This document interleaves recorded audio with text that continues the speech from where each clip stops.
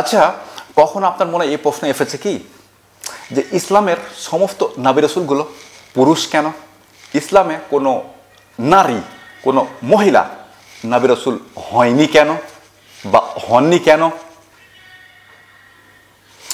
এ ধরনের প্রশ্ন আমাদের নন মুসলিম ভাইরা করে থাকেন, আমাদের নাস্তিক ভাইরা করে থাকেন, আমাদের ইসলাম বিদ্বেষী ভাইরাও করে থাকেন। ইভেন আমাদের মনে এই ধরনের প্রশ্ন ওঠে যে ইসলামে সত্যি কোনো নারী, কোনো মহিলা নবী রাসূল হননি কেন? কোন কারণে? ইসলাম কি নারীদেরকে ছোট করে রেখেছে? আল্লাহ সুবহানাহু ওয়া তাআলা কি নারীদেরকে নবী রাসূল হওয়ার অযোগ্য বলে মনে করেছেন? যদি এ ধরনের প্রশ্ন আপনার মাথায় এসেও থাকে, তাহলে আমি নিশ্চিত আপনি এই প্রশ্নের উত্তর পাননি, কমপক্ষে যৌক্তিক এবং দালিলিক উত্তর তো পাননি। আজকের ভিডিওয় আমরা এই সম্পর্কে বিস্তারিত কথা বলেছি। এখন আপনার দায়িত্ব সম্পূর্ণ ভিডিওটা মনোযোগ সহকারে দেখার। যদি মনে হয় ভিডিওটি ইনফরমেটিভ, তথ্যবহুল, দিন এবং জাতির জন্য কল্যাণকর, তাহলে ভিডিওটা একটু কষ্ট করে শেয়ারও করা। মনে রাখবেন, এ ধরনের প্রশ্ন যেমন আপনার মনে এসেছে, তেমন বহু মানুষের মনেই আসে, আর তারাও আপনার মতো এ প্রশ্নের উত্তর পাননি। যদি এখন আপনি একটু কষ্ট করে ভিডিওটা শেয়ার করেন, তাহলে তারাও তাদের মনোটা প্রশ্নগুলোর উত্তর পেতে পারে, বা তাদের মনোটাই প্রশ্নটার উত্তর পেতে পারে। সুতরাং ভিডিওটা শেয়ার করুন। দিন প্রচার করা ফরজ। এই ফরজ যেমন আমার উপরে রয়েছে, এই ফরজ আপনার উপরেও রয়েছে। আমি আমার দায়িত্বটা পালন করেছি, এখন ভিডিওটা শেয়ার করার মাধ্যমে আপনি আপনার দায়িত্বটা পালন করুন। মুহাম্মদ সাল্লাল্লাহু আলাইহি ওয়াসাল্লাম বলেছেন, বাল্লিগু আন্নি ওয়ালা ওয়ায়া, মাত্র একটা আয়াত জানলেও তার প্রচার করো। সুতরাং আমি আজকের ভিডিওতে 5-7টা আয়াত তেলাওয়াত করেছি। এখন ভিডিওটা শেয়ার করা আপনার ঈমানি দায়িত্ব, আপনার ঈমানি কর্তব্য। যাই হোক, সম্পূর্ণ ভিডিওটা দেখার পর আপনার কি মনে হলো, আপনি কি মনে করলেন, আপনি কি ভাবলেন, সেটা অবশ্যই আমাকে কমেন্ট করে জানাবেন। তবে আমি জানতে পারবো যে আমি আপনাকে বোঝাতে পেরেছি কিনা। আর যদি আপনার বা আপনাদের মনে কোনো প্রশ্ন ওঠে, খুবই কঠিন প্রশ্ন, মারাত্মক কঠিন প্রশ্ন, যে প্রশ্নটা আপনি কখনো করতেও পারছেন না, প্রশ্নটার উত্তর নিজে খুঁজে পাচ্ছেন না, এরকম প্রশ্ন থাকলে ভিডিওর কমেন্টে করে ফেলুন। ইনশাআল্লাহ আপনার প্রশ্নের উত্তর দেওয়া হবে। দুটো শর্ত রয়েছে: শিশুসুলভ প্রশ্ন করবেন না, আর প্রশ্ন করে উত্তরের জন্য তাড়াহুড়ো করবেন না। প্রশ্ন করুন কঠিন, মারাত্মক কঠিন। যত কঠিন প্রশ্ন করবেন তত তাড়াতাড়ি উত্তর পাবেন ইনশাআল্লাহ।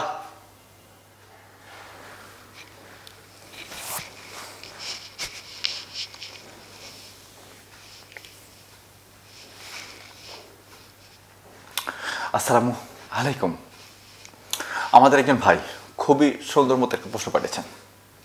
ভাই বলেছেন যে ইসলামে কোনো মহিলা, কোনো নারী নবী রাসূল হয়নি কেন? দারুণ প্রশ্ন। অনেকেই মনে করেন যে ইসলামে কোনো নারী, কোনো মহিলা নবী রাসূল হয়নি, অতএব ইসলাম নারীদেরকে ছোট করে দেখেছে, ইসলাম মহিলাদেরকে ছোট করে দেখেছে। আসলে বিষয়টা এরকম নয়। আমি আপনাকে দু একটা আয়াত শোনাই, তার ব্যাপারটা খানিকটা বুঝতে পারবেন। সর্বপ্রথম আয়াত, পবিত্র কোরআন 17 নম্বর সূরা বনী ইসরাইল, আয়াত নম্বর 70, চ্যাপ্টার নাম্বার 17, ভার্স নাম্বার 70। আল্লাহ সুবহানাহু ওয়া তাআলা বলছেন, ওয়ালাকাদ কাররামনা বনী আদম, আমরা আদমের সন্তানদেরকে সম্মানিত করেছি। এখন আদমের সন্তান পুরুষ নারী উভয়, পুরুষ এবং নারী উভয়ে সম্মানিত। এখন প্রশ্ন হচ্ছে কতটা সম্মানিত, মানে পুরুষ যতটা সম্মানিত নারীও কি ঠিক ততটাই সম্মানিত? এর প্রশ্নের উত্তর হলো হ্যাঁ। এ সম্পর্কে পবিত্র কোরআনে কথা বলা হয়েছে। পবিত্র কোরআনে 3 নম্বর সূরা আল ইমরান, আয়াত নম্বর 195, আল্লাহ সুবহানাহু ওয়া তাআলা বলছেন যে জাকারিউ আও উনসা বাদিকুম মিন বাদি, পুরুষ হোক অথবা নারী তারা একে অপরের সমান, কেউ কারোর থেকে বড় বা ছোট নয়। এরপর আমি আপনাকে দু একটা হাদিস শোনাবো।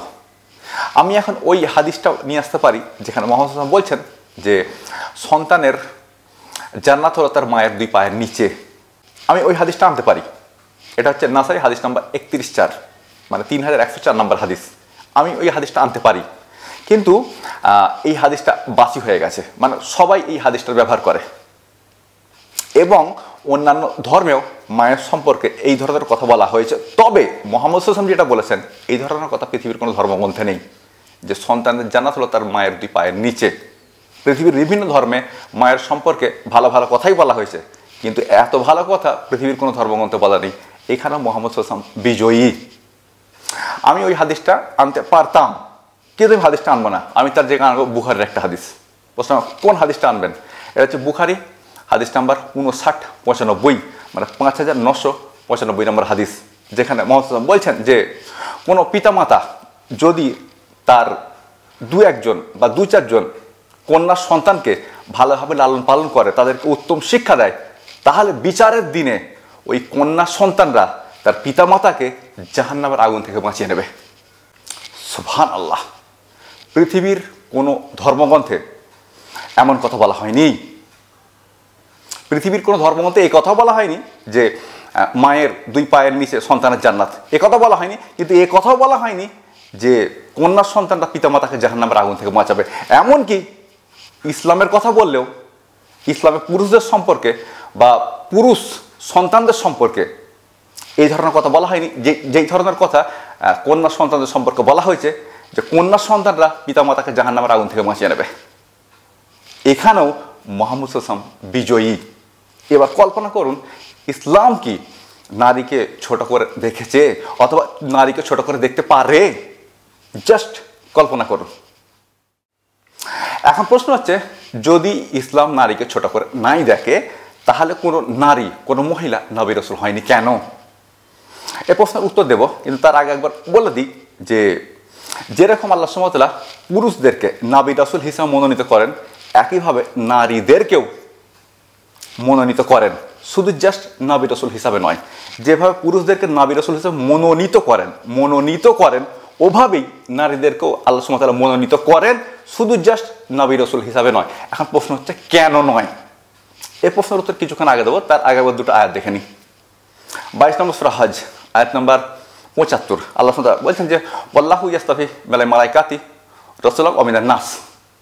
আল্লাহু ইয়াসতাফি মিনাল মালাইকাতি রাসূলান ওয়া মিনান নাস। আল্লাহ সুবহানাহু ওয়া তাআলা মানুষ এবং ফেরেশতাদের মধ্য থেকে রাসূল মনোনীত করেন। আল্লাহ সুবহানাহু ওয়া তাআলা মানুষ এবং ফেরেশতাদের মধ্য থেকে রাসূল মনোনীত করেন।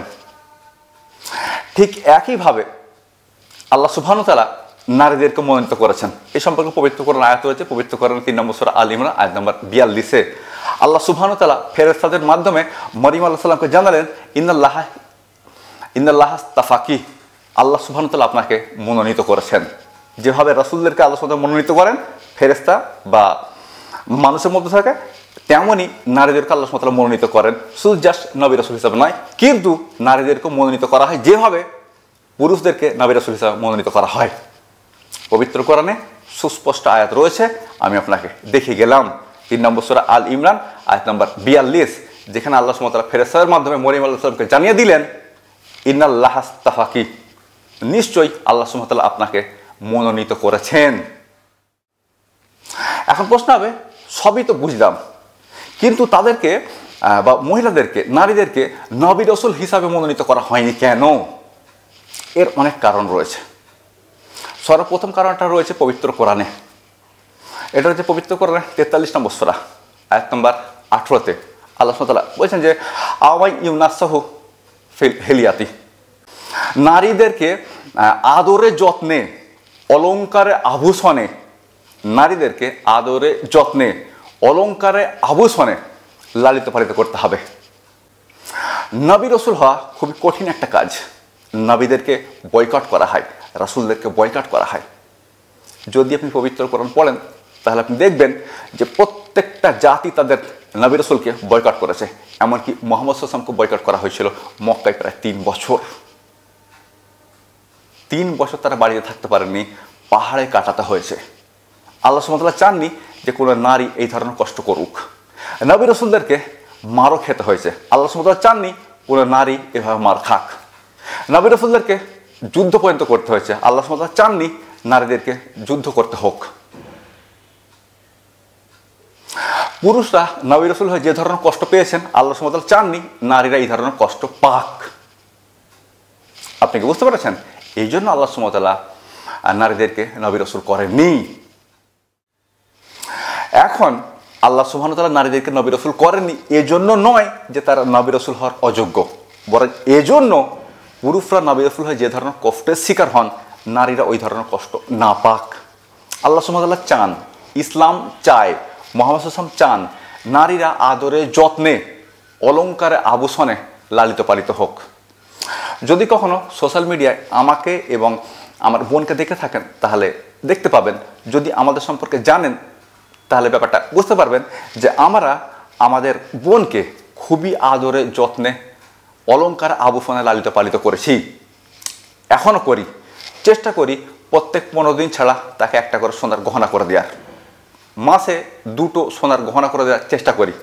এমনটা হয় কি না হয় সেটা পরের কথা, কিন্তু চেষ্টা করি প্রত্যেক 15 দিন ছাড়া তাকে একটা করে সোনার গহনা করে দেওয়ার। কেননা আল্লাহ সুবহানাহু ওয়া তাআলা বলেছেন নারীদেরকে আদরে যত্নে অলংকার আভূষণে লালিত পালিত করতে, আমরা সেটা চেষ্টা করি। যাই হোক, যেটা বলতে চাইছিলাম সেটা হচ্ছে এটা নারীরা নবী রাসূল হওয়ার অযোগ্য বিষয়টা এমন নয়। প্রশ্ন তাহলে বিষয়টা কেমন? বরং পুরুষরা নবী রাসূল হয়ে যে ধরনের কষ্ট পান আল্লাহ সুবহানাহু ওয়া তাআলা চান না বা চাননি নারীরা এই ধরনের কষ্ট পাক, এটা হচ্ছে মূল বিষয়। আমি আরও 2-1টা ছোট ছোট কারণ দেখাতে পারবো যে কেন আল্লাহ সুবহানাহু ওয়া তাআলা নারীদেরকে বা মহিলাদেরকে নবী রাসূল করেননি। যদি কোনো নারী কোনো মহিলা নবী রাসূল হতেন নিশ্চয়ই তার পুরুষ সঙ্গী সাথী থাকতো। কেননা নারী নবী রাসূলকে যুদ্ধ করতে হতো, আর যুদ্ধের জন্য পুরুষ সঙ্গী সাথী প্রয়োজন হতো।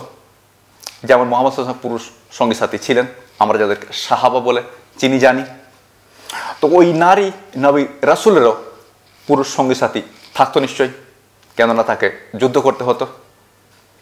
এমন অবস্থায় তার পুরুষ সঙ্গী সাথীদের দ্বারাই তার রেপ হতে পারত, তার ধর্ষণ হতে পারত। এটাও একটা কারণ যে আল্লাহ সুবহানাহু ওয়া তাআলা নারীদেরকে নবী রাসূল করেননি বা মহিলাদেরকে নবী রাসূল করেননি।